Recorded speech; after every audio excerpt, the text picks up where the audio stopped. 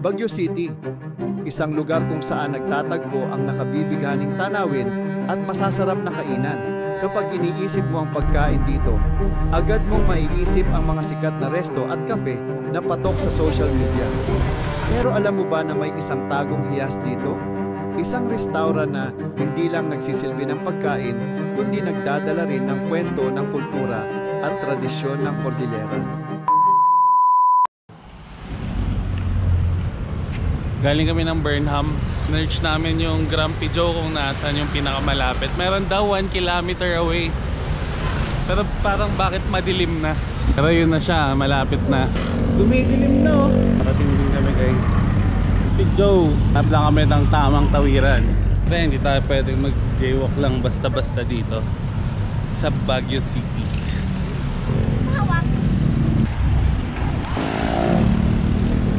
Grumpy Joe.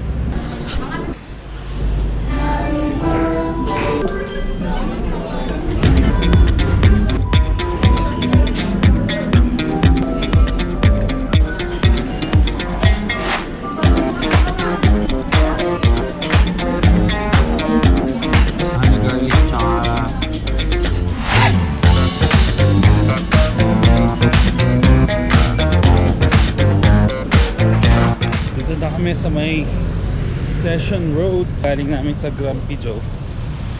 Okay lang, worth the hype. And hindi ka makapagreklamo sa quality dahil sa presyo. Kita na naman siya. Ito yun, baba ka ng SM. Pagbaba mo dito, makikita mo to. 10 pesos lang to nun eh. Nite-testing namin yung hype na Agara Ramen. Agara Ramen. Nalakad lang, tamang walking trip lang kami. Dito na kami.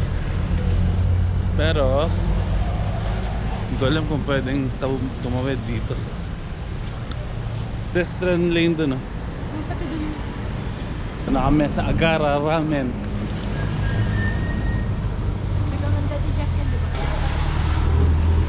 Tantanmen agad ah. Ayun yung nasa ramen. Ano daw yan with chicken, pork, fish and vegetable. Yung order, 1 chuka soba with tamago, isang tantanmen na lasang spicy and gyoza 5 pieces for the side. Remind ko na lang din ma'am sir, nautig ang kalisipuntasan ng order. Ano to, Anli?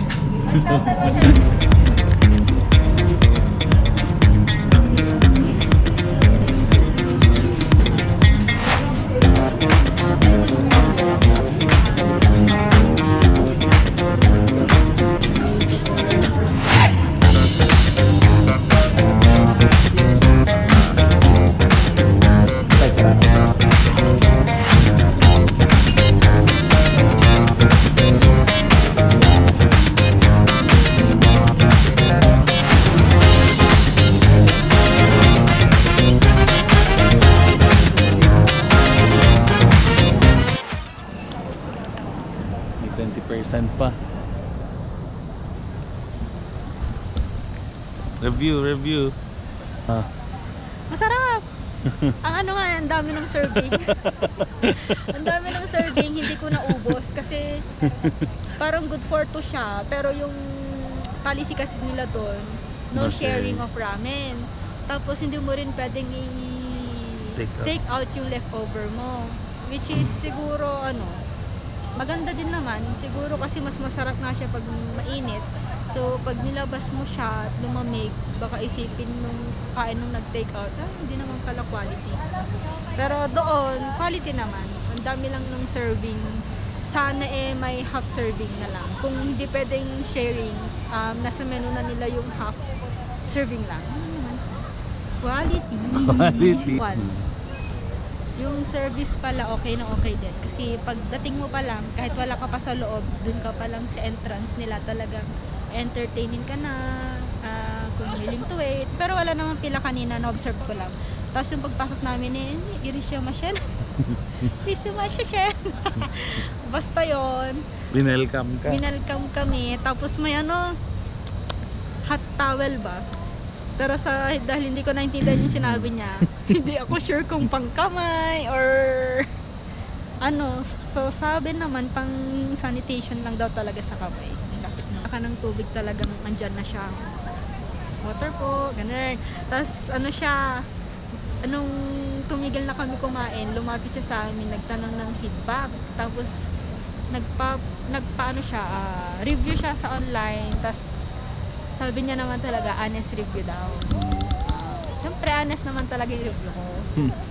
Masarap, pero ang daming survey. Kanina, based lang sa standard ko lang, siyempre magkakaiba naman tayo ng panlasa.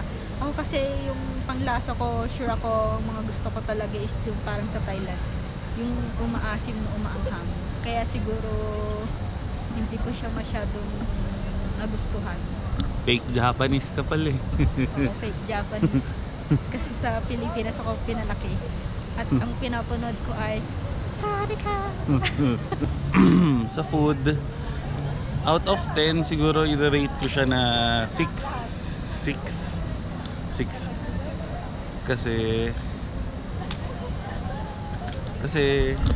ano ko ba sasabihin? Kasi hindi niya pa na-try ang authentic ramen. Wala pa siyang ano ba? Ano bang tawag doon? Baseline? Charis. Wala pa siyang pagko-comparean ba ng authentic at hindi. So, yun siguro. So siguro yun, wala pa akong pagbe-basean ng authentic na lasa ng ramen. So try natin, malay mo one of these days.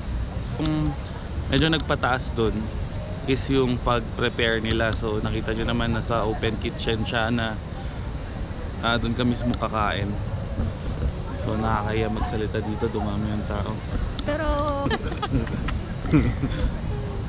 So yun. So yun yung conclusion ng aking first food review with Miss Yuminasu. Food 6, service 9, ambience 8. So pasado sa assessment. Merong masarap na kainan dito eh.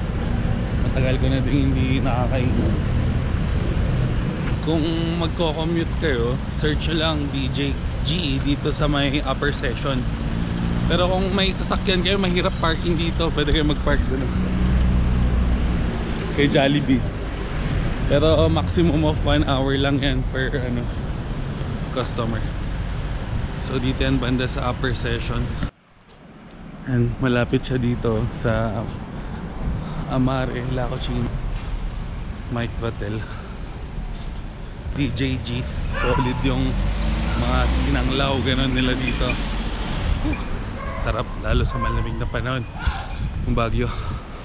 Ito lang siya. Yeah, ito yan. Ay, Blue Marlin. Blue Marlin, pakbet. Ito yun ang kanya ito. Baliktad. Baliktad. Kilawin baka. Nagtatanggap kay Gcash ha? Sinanglaw man kin ko. Take out. Ito yung mangan to eh. Ay, mangan. Tayo. Ate manang. Toasted pork. Isang sinanglaw po? Apa. Ano ito ba? Beef stick sir.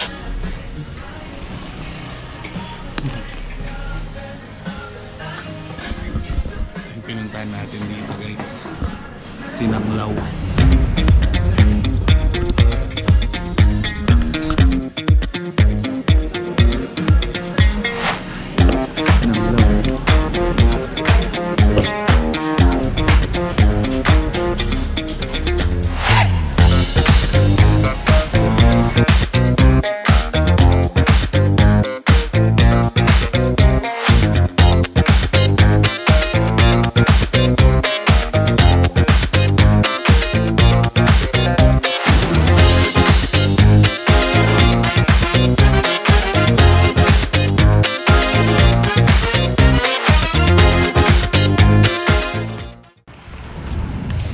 Sobrang tagal kong hindi kumain doon, mga ilang taon. Hirap parking doon. Tsaka pag mga Lunchtime, halos ubos na yun eh. Hindi mo na maabutan ng hapon yun. So, pag weekdays, ngayon weekdays ako pumunta eh. Pag weekends, ako sure ball yan.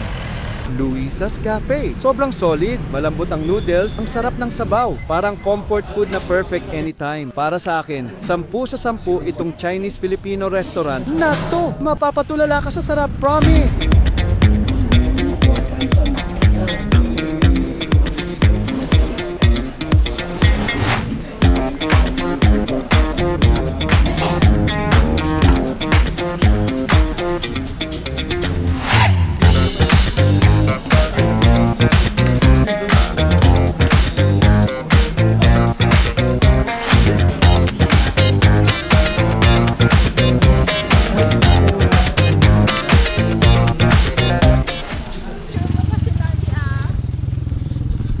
Second day namin guys. Energy. Record ko rin kanina. Second day namin kahapon kasi na sold outan kami. So 10 AM pa lang ngayon inagaan namin. 11 AM opening nila eh. So sana matry natin. Dito yan. Dito yan sa Bacal. So habang hinihintay siguro mag-open, may 1 hour pa. E di maki-show sa muna tayo sa mga pinagagawa niya dun. Tara. Agrog-grog yakbit nga vlog eh. Uy, sige, bayad na sir. Ano sabi na basta daily nga post ka? Jay lang madyak nga daily. Sige, try ko. Naganti yung channel ko ate. Selfie tayo or tapno ka. Itag ko sila. Ate nagan ko ni. Adobong batikuling. Oo, gawa ka ng mga yan, mga kakaibang title para... Puro trip ninong.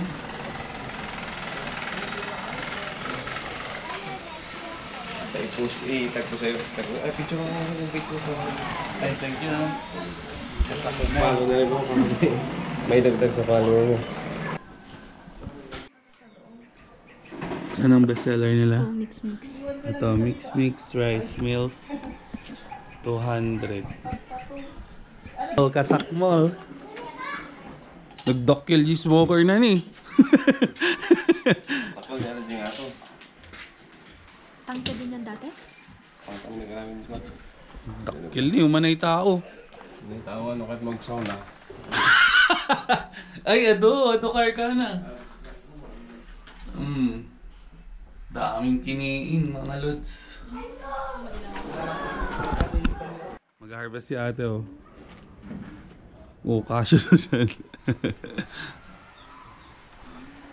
Yun natin tong harvestin niya. Yan tina-harvest mo man oh.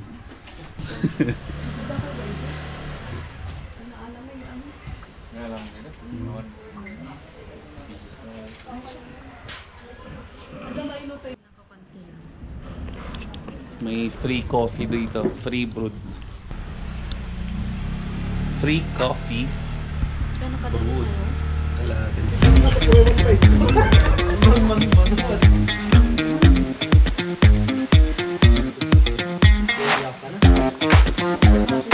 Oo. Dati, kaiwasan dito yung kabinggitan. Thank you.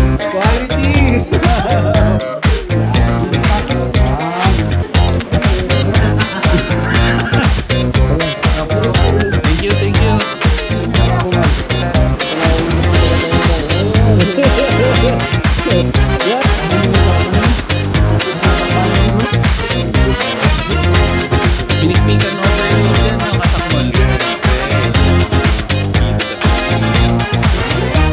Kapag pupunta daw kayo dito, better if magdala kayo ng pinikpikan, bili kayo Center Mall, dali nyo kay Itag TV. Para ma-request nyo to. Ano, para matikman nyo yung ginagawa natin na kan. Secret menu ni Itag TV yan. Wala, hindi yan. Sikreto kasi ko yan. Marami nang nakakaalam. Solid. Durela pumudot-pudot di baging. Thank you, sir. Ay, sir, thank you, sir. Ay, sir. Ad umadun eh. Umadun.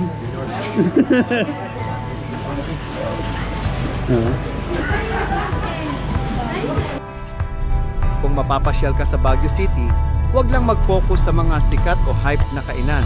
Maglaan ng oras para tuklasin ang mga lugar na tulad nito, kung saan ang bawat kagat ay may kasamang kwento. Hindi lang ito pagkain, kundi bahagi ng kultura at pagmamalaki ng mga kordilera.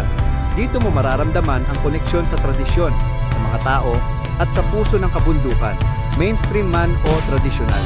Puno ang Baguio ng kwento at lasa na hindi mo malilimutan. Tikman mo ang kwento, damhin mo ang kultura, tuklasin mo ang Baguio.